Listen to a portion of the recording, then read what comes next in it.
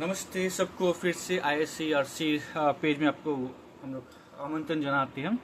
आज हम लोग चर्चा करेंगे सत रामपाल जी महाराज के कुछ चले लोग जो झूठा शिक्षा या झूठे प्रोपेगेंडा के तहत बाइबल को या यीशु मसीह को बदनाम करने का कोशिश कर रहे हैं।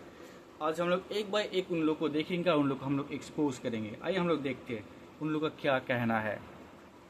मुझे भैया जैसा आपने बताया कि ईसा जी परमात्मा नहीं है, वह देवता की संतान है, तो कुछ भाइयों के कमेंट आ रहे थे कि हम तो ईसा मसीह जी को परमात्मा ही मानेंगे, तो आप इस बारे में क्या बोलना चाहेंगे? देखो, बेशक कमेंट में वो कितना ही गए कि हम उन्हें ईसा जी को परमात्मा मानेंगे, लेकिन वो परमात्मा नहीं है, वो सिर्फ एक देवता की संतान थे। अब इस विषय में भी कुछ को हो सकता नहीं, वो परमात्मा ही था। कैसे? इसको नोटिस कीजिएगा, यीशु मसीह ही परमात्मा है। मैं आपको प्रमाण करता हूँ। आपत्ति हो सकती है, लेकिन सच्चाई तो सच्चाई रहेगी, वो तो नहीं। सच्चाई तो सच्चाई रहेगी और मैं सच्चाई दिखाऊंगा और आपका झूठ को भी एक्सपोज करूंगा। रहेगी। उसी प्रकार ईसा जी जैसे लाखों हुए जो नहीं हुए हैं। ईसा जी जैसे एक भी नहीं हुए। देवताओं की संतान रहे। ईसा जी जितनी ही सक्षम, यानी कि चाहे किसी को ठीक करना हो, रोग ठीक करना हो, या किसी के अंदर चमत्कारी शक्तियां हो, तो देवताओं की संतानों में होती है। कुछ उदाहरण दीजिए आप, हम लोग भी सुनते हैं। यीशु मसीह के जैसा आपका अद्भुत चमत्कार करने वाला विथ हिस्टोरिकल प्रूफ, आप कुछ उदाहरण हम लोग को दीजिए। इसी का आपको बाइबल से प्रमाणित करते हैं कि चलिए देखते हैं। नहीं, चलिए देखते हैं और शुरू करते हैं। और भी ऐसे कई नबी हुए जिनको देवताओं ने ही पैदा करा है, मनुष्य की स्त्रियों के साथ संबंध बना के। ओके, इसको भी हम लोग देखते हैं। आइए आपको दिखाते हैं विस्तार से। ये है पवित्र बाइबल, ठीक है जी। बाइबल सोसाइटी ऑफ इंडिया से प्रकाशित है। इसके अंदर आपत्ति चैप्टर के अंदर दिखाते हैं कि मनुष्य जाति की दुष्टता में, फिर जब मनुष्य भूमि के ऊपर बढ़ने लगे और उनकी बेटियां उत्पन्न हुई, तब परमेश्वर के पुत्रों ने मनुष्य की पुत्रियों को देखा कि वे सुंदर हैं। उन्होंने जिसको चाहा उनसे विवाह कर लिया। जब परमेश्वर के पुत्र मनुष्य की पुत्रियों के पास गए, तब उनके द्वारा जो पुत्र उत्पन्न हुए वे सुवीर थे, यानी कि वो सिद्धियों से युक्त थे। किसी का विशालकाय शरीर था, कोई बड़े थे। जैसा कि आपको दिखाया कि परमेश्वर के और भी पुत्र हुए जिन्होंने मनुष्य की स्त्रियों के साथ संबंध बनाया और उनसे संतान उत्पत्ति की। ओके, यहाँ पे हम लोग देखते हैं।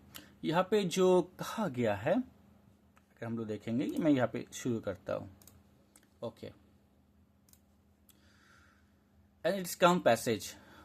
Okay, when the began of the multiple of the face of the earth, and a daughter were born. Okay, that the Son of God saw the daughter of man, that they were fair, and they looked them wives of which they choose. तो यहाँ पे क्या किया, जब परमेश्वर, यहाँ पे बोला गया परमेश्वर का पुत्र लोग इंसान के पुत्र लोग को जब देखा और देखा कि उन लोग खूबसूरत है, तो अपने हिसाब से एक एक को चूज किया और उन लोग को शादी किया। और शादी करने के बाद क्या लिखा है, एंड द लॉर्ड साइड, परमेश्वर कहता है, my spirit shall not always strive with the man, और मेरा जो आत्मा है इन लोग के साथ और नहीं रहेगा। यहाँ पे नोटिस कीजिए, माई स्पिरिट, परमेश्वर कौन है? एक आत्मा, मतलब परमात्मा है। द लॉर्ड साइड, लॉर्ड मतलब यहाँ पे यहोवा परमेश्वर कह रहा है कि मेरा आत्मा, क्योंकि परमेश्वर कौन है? एक आत्मा है। Book of John chapter 4 verse 24 में लिखा है, God is a spirit. Okay, तो मेरा आत्मा और इंसान के लोगों के अंदर में नहीं रहेगा। For that he also is flash, for that he also in flash, yet his days shall be and 120 years। और क्या बोले कि क्योंकि उन लोग क्या हुआ कि मतलब इंसान के रूप में उन लोग संभोग किया, और इससे क्या हुआ कि और उन लोग का जो जीने का जो समय है वो 120 साल होगा। यहाँ पे द सन ऑफ गॉड किसको बोला गया? यहाँ पे सन ऑफ गॉड बोला गया था फॉलन एंजल। जब स्वर्ग में कुछ स्वर्गदूत गलत काम किए, उससे परमेश्वर नाराज होकर उन लोग को स्वर्ग से निकाल के फेंक दिया धरती पे, और उन लोग धरती में आके क्या किए, इंसान के बच्चों के साथ, लड़की लोग के साथ क्या किया, संभोग किया, शादी किए। और उससे क्या हुआ देखिए, उसके बाद क्या लिखा, जब उन लोग शादी किए तो परमेश्वर इससे नाखुश हुए। और बोले कि मेरा आत्मा और उन लोग के साथ नहीं रहेगा। यहाँ पे नोटिस कीजिएगा परमेश्वर क्या है, एक आत्मा है, माई स्पिरिट मतलब मेरा आत्मा। चैप्टर वर्स 4 में लिखा है there were giants in the earth of those days. और क्या हुआ, और वो जो संभोग किए उस संभोग से क्या हुआ, जो फिजिकल रिलेशंस किए इससे क्या हुआ कि आपका बड़े बड़े जायंट शूरवीर जो शक्तिशाली थे, बल थे, लंबा चौड़ा दानव जैसा बच्चे लोग उत्पन्न हुए। लेकिन इससे क्या हुआ, and God saw that the wickedness of the man was great in the earth and okay, परमेश्वर देखा कि पाप और ज्यादा बढ़ गया दुनिया में। उसके बाद परमेश्वर ने सिद्धांत लिया and the God said I will disturb man.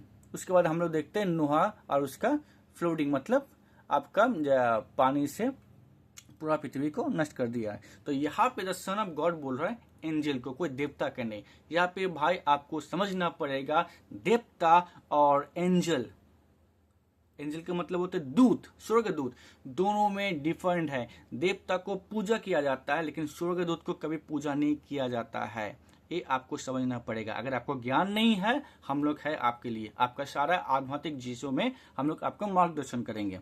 उसके बाद हम लोग आते हैं, तो यहाँ पे सन ऑफ गॉड किसको बोला गया, द फॉलन एंजल को, जो स्वर्गदूत स्वर्ग में पाप किया था, उन लोग को जो वहां से निकाल के फेंक दिया गया था, उन लोग को यहाँ पे आपका सन ऑफ गॉड बोला गया।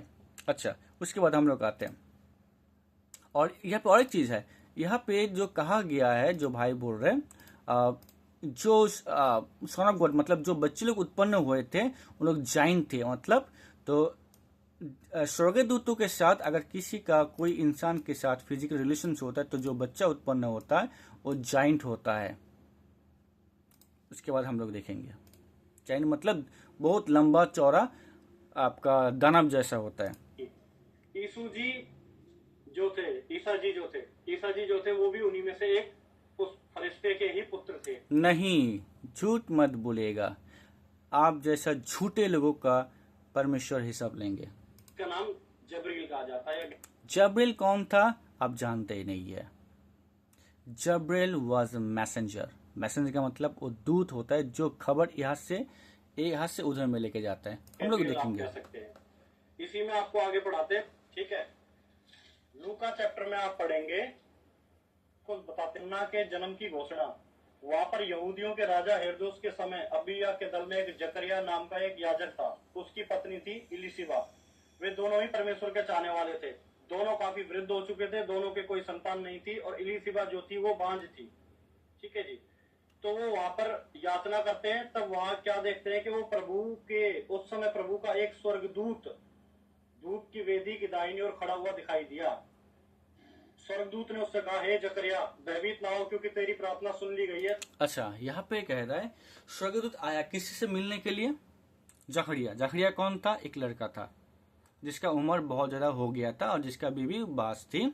और वो जकरिया लंबा समय से, बहुत दिन से, बहुत सालों से प्रार्थना करता है परमेश्वर के पास कि उसको एक पुत्र दे। और यहाँ पे आके जो गाब्रियल जो दूत है वो आके बोला तेरी प्रार्थना सुन ली गई है। यहाँ पे नोटिस किए, हे जकरिया भयभीत ना हो क्योंकि तेरी प्रार्थना सुन ली गई है। और ये जो मैसेज देने के लिए परमेश्वर किसको भेजा, गाब्रियल को, क्योंकि गाब्रियल कौन है, एक मैसेंजर है। जैसे पहले के समय में क्या होता था कि राजा लोग कुछ वार्ता देने के लिए एक दूत को भेजते थे, जो राजा का जो कहना जो था, राजा को जो बातें था वो दूसरे जगह में जाके किसी को देते थे। इसको कहा जाता दूत कहा जाता था। सिमिलर आपका जो गाब्रियल का जो काम ही है वो वार्ता या मैसेज को एक जगह से दूसरी जगह में लेके जाना। उसके बाद आते हैं, तेरी पत्नी इलिशिबा से तेरे लिए एक पुत्र उत्पन्न होगा, तो उसका नाम तेरी पत्नी, यहाँ पे नोटिस कीजिए फिर से, दिया। स्वर्गदूत ने उससे कहा, हे जकरिया भयभीत ना हो क्योंकि तेरी प्रार्थना सुन ली गई है। तेरी पत्नी इलिशिबा से तेरे लिए एक पुत्र, तेरे लिए, नोटिस कीजिए, तेरे और तेरे पत्नी इलिजाबेथ से तेरे लिए, आपके लिए, आपका बच्चा होगा। किससे होगा, इलिजाबेथ से होगा। तो यहाँ पे गाब्रियल ए सुसमाचार दे रहा। तो यहाँ पे कहाँ पे बोला है कि गाब्रियल का बच्चा आपका यूहन्ना था। कितना झूठ बोलेंगे आप लोग बोलने के धर्म फैला रहे हैं, आप खुद झूठ में है, दूसरों को भ्रमित करने की कोशिश कर रहे हैं। यहाँ पे गाब्रिएल यहाँ पे आके बोल रहा है, और तेरे पत्नी एलिजाबेथ से तेरे लिए एक पुत्र उत्पन्न होगा और तू उसका नाम यूहन्ना रखना। तेरे लिए होगा और तू उसका नाम यूहन्ना रखना। ये मैसेज देने के लिए आपका गाब्रिएल आया था। उसके बाद पढ़ते हैं, उत्पन्न होगा तो उसका नाम यूहन्ना रखना। तो जकरिया ने स्वर्गदूत से कहा, मैं कैसे जानूं, क्योंकि मैं तो बूढ़ा हूँ और मेरी पत्नी बूढ़ी होगी, संतान कैसे होगी और वो तो बांझ है। तो स्वर्गदूत ने उसको उत्तर दिया, मैं जिब्राइल हूँ। कौन था वो स्वर्गदूत? जिब्राइल था। जिब्राइल था। मतलब बोला गाब्रिएल, जिब्राइल का काम क्या होता है? वार्ता को या मैसेज को एक जगह से दूसरी जगह देना। अर्थात जो राजा जो बात बोला वो बात जैसे किसी को लेके जाके दूसरे राजा को बोलता था, वो जो मैसेज को बोलता था मैसेंजर या दूध वाहक बोला जाता था, वार्ता वाहक बोला जाता था। और वैसे ही जिब्राइल भी है, क्या है? एक वार्ता वाहक है।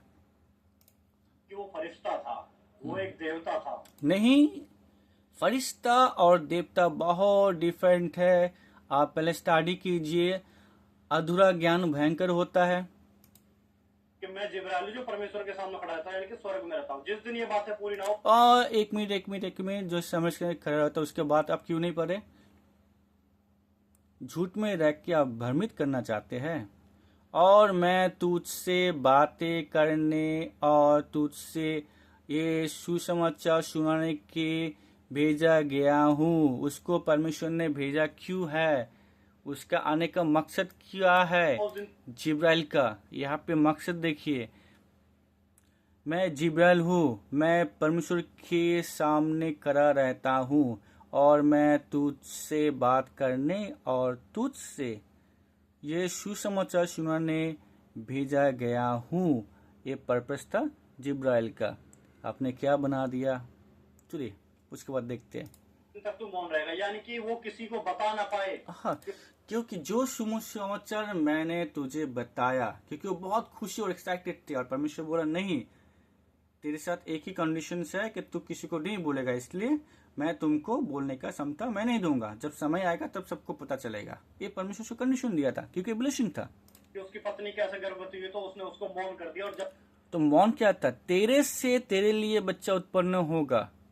तक वो उत्पन्न हुआ तब तक वो मौन ही रहा, गूंगा ही रहा। तो यहाँ पे कहाँ पे कहा गया कि यहाँ पे जिब्राइल यहाँ पे कोई गलत काम करने के लिए आया था? यहाँ पे तो जिब्राइल बोल रहा है कि मैं सुसमाचार देने के लिए तेरे पास आया होगा और तुझे ये बताने आया हूँ कि तेरे प्रार्थना सुनी गई है और तेरे लिए तेरा बच्चा एलिजाबेथ तेरे बीवी से उत्पन्न होगा और तुम उसका नाम यूहन्ना रखना। ये तो साफ क्लियर है।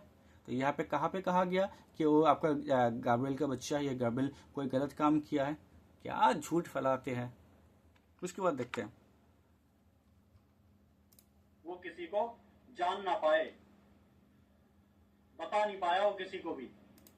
और ये उनसे संकट करता रहा और गूंगा हो गया। ओके, ठीक है, हम लोग जानते हैं कि वो यीशु समझ किसी को ना बोल पाए, इसलिए परमेश्वर उसको बोला कि तुम ताकि किसी को ना बोलो, इसलिए तुम बोल नहीं पाओगे। लेकिन वहां पे कंडीशन क्लियर कर दिया कि तेरी प्रार्थना सुनी गई है। उसका प्रार्थना क्या था कि प्रभु मुझसे एक बच्चा दो, दूसरे से नहीं। उसका प्रार्थना कभी नहीं किया था। अगर कोई करेगा कि परमेश्वर मुझे दूसरे से बच्चा दो, तो कोई प्रार्थना नहीं करेगा। वो हमेशा प्रार्थना किया, प्रभु मेरे लिए मुझसे एक बच्चा दीजिए, और प्रार्थना करता था। उसका ही आपका जकरिया का प्रार्थना था, और परमेश्वर उसका प्रार्थना सुना और बोला तेरे लिए तुझसे तेरे पत्नी से एक बच्चा उत्पन्न होगा और ये सुसमाचार मैं तुझको देने आया, और जब तक ये पुराना होगा तब तक तू बोल नहीं पाएगा। That is simple. और जिब्राइल यही बात बोलने के लिए आया था। यहाँ पे कहाँ पे लिखा है कि जिब्राइल एलिजाबेथ के साथ संभोग किया था? नहीं लिखा है। उसके बाद आते हैं, और 6 महीने में परमेश्वर की ओर से फिर जिब्राइल को वहां कुंवारी के पास भेजा गया। क्योंकि जिब्राइल का काम क्या था? वार्ता को, मैसेज को एक जगह से दूसरी जगह में देना, सुसमाचार देना। ओके, ठीक है। जिसकी मंगनी यूसुफ के साथ हुई है। ओके, यानी कि उसी कुंवारी मरियम के पास आप आगे पढ़ेंगे, जिब्राइल जाता है और उस कुंवारी का नाम मरियम था। स्वर्गदूत यानी कि जिब्राइल उसके पास जाके कहता है, अनंत युवा तुझे अनुभव हुआ प्रभु तेरे साथ है, तो वो उसे देख के घबरा जाती है और सोचने लगी कि ये किस प्रकार का अभिनंदन। एक बात बताओ, कोई आम आदमी जाएगा तो कोई डरेगा? अरे अभी आप बोल रहे आपका जो भगवान, अभी बोल रहे स्वर्गदूत, और अभी बोल रहे आम आदमी। पहले तो आप निश्चित कीजिए जिब्राइल कौन था? एक आम आदमी था क्या? नहीं। अभी कभी बोल रहे भगवान था, कभी बोले वो आपका स्वर्गदूत था, अभी कभी बोले आम आदमी। जिब्राइल तो आम आदमी नहीं था, वो स्वर्गदूत था। और स्वर्गदूत तो सबके घर में जाके नॉक नहीं करते, हेलो मैं आया हूं आपसे बात करने के लिए, आप कैसे हैं? ठीक है, मैं कल फिर आऊंगा। ऐसे क्या कहते हैं स्वर्गदूत? स्वर्गदूत तो आते किसी नहीं है, किसी का घर में आते ही नहीं है। बहुत ही स्पेशल होने से उसके घर में परमेश्वर का वचन को लेके आते हैं, परमेश्वर का वार्ता को लेके आते हैं। जो मरियम था उसको मैं हम लोग देखेंगे, पूरा देखेंगे, जो आप छोड़ के भाग गए हैं। तो किसी के घर में स्वर्गदूत आना ये बहुत ही रेयर होता था। तो अगर अचानक आकर आपके घर में अगर प्रधानमंत्री माननीय मोदी जी आपके घर में आ जाए, तो आप बोलो ओ मोदी जी मैं जानता था कि आप आएंगे, आप ऐसा बोलेंगे ना? आप भयभीत हो जाएंगे, डर जाएंगे, अरे मोदी जी मेरे घर पे आए, और उसको बैठने के लिए, देने के लिए, उसको खाने के लिए आप चंचल हो जाएंगे। या सोचिए आपके घर में अगर एसपी आ गया तो आप डर जाएंगे, अरे मैंने क्या किया, मेरे घर में पुलिस क्यों आया है? That is the normal human behaviour. इतना छोटा सा तो सर जानना चाहिए था आपको। उसके बाद देखते क्या कहते आप। कि उससे, क्योंकि ये स्वर्गदूत क्या करते हैं, सम्मोहन करके भय और बल के माध्यम से। कहाँ पे कहता है भाई बॉय? कोई भी स्पेशल आदमी अगर आपके घर में आएंगे आप तो डरेंगे ही। आप झूठा क्यों आरोप लगा रहे हैं? आप सोचते हैं कि आप जो मान्यता जिन लोगों को मानते हैं उन लोगों को, जैसे आपका बाइबल का है, ये दूत है, स्वर्गदूत हो, जो वचन को एक जगह से दूसरी जगह में लेके जाते हैं, संबंध बनाते थे। और आगे वो कहता है कि देख तू गर्भवती होगी और तेरे पुत्र होगा, उसका नाम यीशु रखना। ओके, उसके नाम यीशु रखना। अभी हम लोग आते हैं, हम लोग पूरा पढ़ते हैं, ठीक है। 6 month of the Elizabeth. Okay, हम लोग जो देखिए एक कहाँ पे लिखा है, लूका चैप्टर 1 to चैप्टर 1, लूका उसका 1 का 26 से 38 तक हम लोग पढ़ेंगे। यहाँ पे क्या लिखा है, Gabriel was sent from God to Nazareth. और जब एलिजाबेथ का जो 6 महीना हुआ, उस समय क्या हुआ कि गैब्रियल को जो है उसको परमेश्वर ने भेजा है। कहाँ पे भेजा? नाजरेथ में। Nazareth was the town of the city of Galilee. और नाजरेथ क्या था? एक गैलिली का एक आपका छोटा सा टाउन था। He was sent to a woman who had never had a man. और क्या लिखा है? He went to a woman, वो एक लड़की के पास गया है, who had never had a man, जिसके पास कोई आदमी नहीं था, या किसी आदमी के साथ वो संभोग नहीं किया था। हर नेम वॉज मैरी, और उसका नाम क्या था? मरियम था। She was promise in marriage to a man name Joseph, और जोसेफ के साथ उसका शादी का बातचीत चल रहा था। Joseph was a family of David, और दाऊद के वंश से आपका यूसुफ था। The angel came to her and said, और एंजल मतलब गाब्रियल आके बोला किसको? मरियम को। यहाँ पे देखिए बोला, you are honoured very much, आप परमेश्वर के सामने बहुत ही सम्मानीय है। यू आर फेवर्ड वोमेन, आप परमेश्वर का प्रशंसनीय, या आप परमेश्वर के पास आप फेवर्ड है। The Lord is with you, परमेश्वर आपके साथ है। You are chosen from among the many women, बहुत सारा लड़की लोग के अंदर में आपको परमेश्वर चुना है। When she saw the angel, जब वो आपका एंजल मतलब गैब्रियल को देखा, he was stunned at his word, से अचंभित हो गया। जिसको बोल रहा है ऑटोमेटिक लोही तो होगा ही, जब कोई स्वर्गदूत किसी घर में, क्योंकि वो तो स्वर्गदूत सबके घर में हाय हेलो बाय बाय हर दिन नहीं करता है। और वो पहली बार स्वर्गदूत को देखा, इससे पहले देखा था? नहीं देखा था। अचानक सब जब स्वर्गदूत अगर उसके सामने आ जाए, कोई भी आपका अचंभित हो जाएगा, डर जाएगा, उसका बातचीत बंद हो जाएगा। She thought about what had been said. उस सोचे क्या मैं बोलूं? The angel said to her, और वो गाब्रियल एंजल बोला, Mary, do not be afraid. You have found favor with God. परमेश्वर आपके लिए परमेश्वर आपको पसंद करता है। See, you are to become a mother and have a child. आप क्या होंगे? माँ होंगे और एक बच्चे को जन्म देंगे। You are to give his name Jesus. और जो बच्चा होगा उसका नाम क्या होगा? जीसस होगा। यहाँ पे नेक्स्ट लाइन देखिए, ही विल बी ग्रेट, और वो महान होंगे, you will be called the son of most high, और वो जीवित परमेश्वर का संतान या बोल के रिकॉग्नाइज होगा, चिन्हित होगा। The Lord God will give him the place where his early father David set, he will set be king. Okay Mary said to the angel, how will this happen? कैसे ये होगा? मैरी एंजल को बोला, वो दूत को बोला, I never had a man, वो कभी किसी आदमी के साथ संभोग नहीं किया है। The angel said to her, और एंजल गाब्रियल उसको बोला, The Holy Spirit will come on you। यहाँ पे क्या बोला कि पवित्र आत्मा तुम्हारे ऊपर आएगा। और इससे पहले हम लोग क्या देखे, परमेश्वर क्या है? पवित्र आत्मा है। क्या लिखा है यहाँ पे? God is a spirit. क्या लिखा है यहाँ पे? And my spirit. कौन बोल रहा है कि? यहाँ वे बोल रहा है, लॉर्ड। दैट मीन्स परमेश्वर बोल रहा है कि मेरा आत्मा, क्योंकि परमेश्वर कोई देह नहीं है, वो एक आत्मा है। और परमेश्वर का आत्मा क्या बोल रहा है कि परमेश्वर का आत्मा तेरे ऊपर आएगा। क्या बोल रहा है? The spirit of God will come to you. और परमेश्वर का आत्मा तेरे ऊपर आएगा। यहाँ पे नहीं बोला कि जिब्राइल का आत्मा तेरे ऊपर आएगा, नहीं बोला गया है। यहाँ पे परमेश्वर का आत्मा आएगा, क्योंकि जिब्राइल सिर्फ एक दूत है। The power of the most high will cover you. और परमेश्वर का, ओ सर्वशक्तिमान परमेश्वर आपको घेर लेगा। The Holi child you give birth will be called the son of God. और जो बच्चे को तुम जन्म दोगे उसको परमेश्वर का बच्चा बोला जाएगा, क्योंकि परमेश्वर एक आत्मा है और परमेश्वर आपके ऊपर आ रहे, और आपके थ्रू से परमेश्वर इस दुनिया में इंसान के रूप में आएंगे। आमीन। ये आपका पूरा वर्ष हम लोग पढ़े। अभी देखिए यहाँ पे एक भविष्यवाणी था। प्रभु यीशु मसीह जन्म से करीब 740 साल पहले एक भविष्यवाणी था। वो जब भविष्यवाणी हम लोग देखते हैं यशायाह नबी की किताब उसके 7:14 में। फिर से मैं कहता हूँ, ये किताब प्रभु यीशु मसीह के जन्म से 740 साल पहले भविष्यवाणी किया गया था कि किंतु यहाँ पे लिखा है, देखो एक कुमारी गर्भवती होगी और वो एक पुत्र को जन्म देगी। यहाँ पे भविष्यवाणी किया गया है कि एक कुमारी गर्भवती होगी और एक बच्चे को जन्म देगा।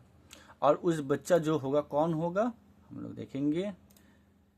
उसी भविष्यवाणी को कंटिन्यूसली किया यहाँ पे। ये सब कुछ तब घटेगा जब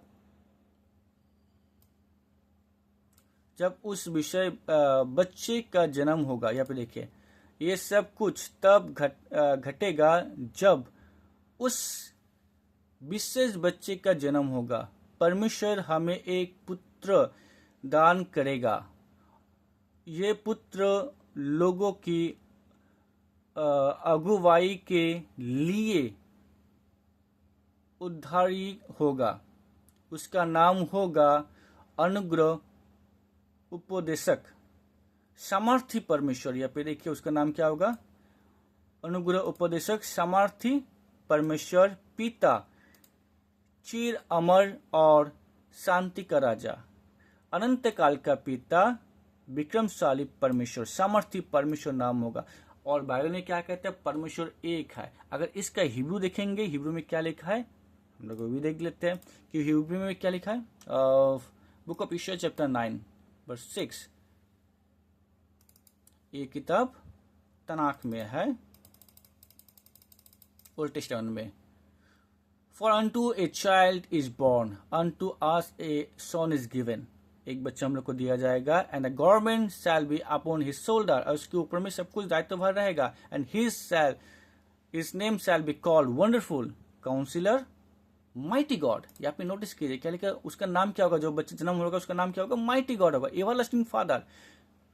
एवरलास्टिंग फादर का मतलब होता है वही पिता था, वही पिता है और वही पिता रहेगा। अर्थात परमेश्वर इंसान के रूप में आया इस दुनिया में, इंसान के रूप में आया और अपने आप को, यहाँ पे देखिए एल का मतलब क्या था? परमेश्वर होता है। यहाँ पे देखिए नीचे में और भी लिखा है, हिब्रू जो वर्ड है, हिब्रू वर्ड का है, वहाँ पे माइटी गॉड, गॉड में क्या लिखा है? एल लिखा है। एल क्या है? एलोहिम। एलोहिम का मतलब होता है क्या? परमेश्वर। स्टार्ट फ्रॉम दैट, यहाँ पे देखिए नेटिव ऑल माइटी, क्या लिखा है यहाँ पे? ऑलमाइटी लिखा है, गॉड। तो सर्वशक्तिमान जो बच्चा यहाँ पे आ रहा है वो सर्वशक्तिमान परमेश्वर है।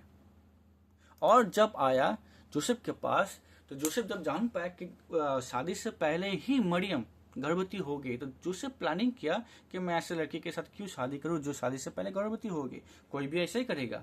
लेकिन स्वर्गदूत आके क्या कहा जोसेफ के, but after he had considered this, जब वो सोचा, an angel of the Lord appeared to him in a dream and said, कौन आया, एबीगाइल आया, Joseph son of David, do not be afraid to take Mary home as your wife, Mary को अपना पत्नी के रूप में लेने के लिए तुम डरो मत, because what is conceived in her from the Holi spirit. Holi spirit कौन है, परमेश्वर है। परमेश्वर एक आत्मा है जिसको परमात्मा बोला जाता है, क्योंकि मरियम के कोख में जो भी है वो पवित्र आत्मा से है, वो पवित्र आत्मा को ग्रहण किया है। What she conceive in her from God, पवित्र आत्मा क्या है, परमात्मा क्या है, एक जिसका कोई आकार नहीं है, वो परम आत्मा मरियम के कोख में आया। She will give a birth to a son, और वो एक बच्चे को जन्म देगा, and you are to give him the name Jesus, उसका नाम आप यीशु रखना, because she will save his people from their sin, और वो क्या करेंगे, अपने लोगों को उनके पापों से बचाएंगे। उसके बाद देखिए, क्योंकि क्या लिखा, क्या भविष्यवाणी था, all this took place to fulfil what the Lord had said through the prophets, अरे सब कुछ होगा इसलिए क्योंकि पहले ही परमेश्वर अपने नबियों के द्वारा बोला गया है, the virgin will conceive and give birth to a son, और एक क्या होगा, एक कुमारी वो पवित्र आत्मा से गर्भवती होगा और एक बच्चे को जन्म देगा। तो ब्रदर यहाँ पे तो स्पष्ट लिखा है कि वो हॉली स्पिरिट से कंसीव्ड हुआ। यहाँ पे गाब्रिएल कहाँ पे आया, या कोई एंजल कैसे आया, कितना झूठ बोलेगा, क्या आप लोग का धर्म झूठ बोलना सिखाता है? आगे आते हैं आपका वीडियो में। तो जैसे कि आपको दिखाया कि यूहन्ना का जन्म भी जबरील नामक फरिश्ते के द्वारा हुआ था, नहीं, और ईसा जी का भी जन्म जबरील नाम के फरिश्ते मरियम जी के पास जाते तब, नहीं नहीं नहीं नहीं, वो सुसमाचार लेके आया था कि जकरिया आप बाप बनेंगे आपका खुद का स्पर्म से या खुद का बीज से। परमेश्वर ने आपका प्रार्थना सुना है। कोई भी आदमी ऐसा प्रार्थना नहीं करेगा कि मेरा पत्नी गर्भवती हो दूसरे के द्वारा, कभी कोई प्रार्थना नहीं करेगा। और कोई आके परमेश्वर कभी नहीं बोलेगा मैं तेरा प्रार्थना सुन लिया कि तेरा पत्नी दूसरे से आपका गर्भवती हो। कितना झूठ बोलेगा। वहां पे साफ लिखा है कि तेरे पत्नी तुझसे गर्भवती होगी। उसके बाद देखते हैं, उनके द्वारा गर्भवती होने से उनका जन्म होता है। और यूसुफ को ये बात पता थी, जैसा हमने पिछले बताया, तो वो यूसुफ तो खुद बोला कि वो हॉली स्पिरिट से जन्म लेगा। हॉली स्पिरिट तो एंजल नहीं है और देवता नहीं है। यहाँ पर तो साफ लिखा है। कितना झूठ बोलेगा, शर्म नहीं लगता झूठ बोलने में। मरियम को छोड़ना भी चाहता था, तब जबरील ही उनके सामने हमें कहता है कि इसको नहीं छोड़ना, क्योंकि उसमें उनके गर्भ में जबरील की सुल्तान थी। नहीं, वहाँ पे नहीं लिखा कि जबरील उसके घर में, वह बोला कि वहाँ पे नहीं कहा गया। वहाँ पे बोला कि हॉली स्पिरिट पवित्र आत्मा से हो, आपका परम आत्मा से वो आपका जो गर्भवती हुए था। सबसे पुरानी जो बाइबल है वो हिब्रू भाषा में है, तो उसके बाद ग्रीक भाषा में आई, फिर इंग्लिश में आई, हिंदी में, फिर अलग अलग इनके ट्रांसलेशन हुए। तो हर लैंग्वेज के ट्रांजिशन में इन्होंने क्या करा, कुछ ना कुछ हमेशा लैग कर दिया। लेकिन फिर भी आपको इथोपियन बाइबल जो है ग्रीक लैंग्वेज में, उसमें आपको इस चीज का प्रमाण मिलेगा। हनोक की पुस्तक है। अरे पहली बात है मेरे भाई, पहले थोड़ा तो स्टडी कीजिए। कितना अपने आप को बेवकूफ बनाएंगे और कितना झूठ बोलेगा, कितना झूठ बोलेगा। आइए देखते क्या बोलते हो, फिर से हम लोग में चलाते हैं। इथोपियन बाइबल जो है ग्रीक लैंग्वेज में, उसमें आपको इस चीज का प्रमाण मिलेगा। हनोक की पुस्तक है।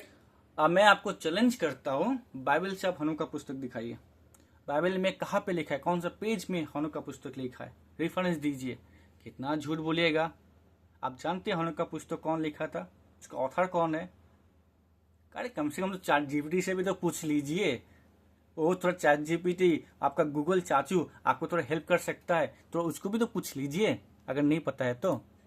क्या करा कि मनुष्य की स्त्रियों को देखा जो सुंदर थी, तो इनके मन में काम वासना। पहली बात है कि आपका इनोक का पुस्तक ये बाइबल का कोई किताब ही नहीं है, ना बाइबल में कहीं पे भी लिखा है।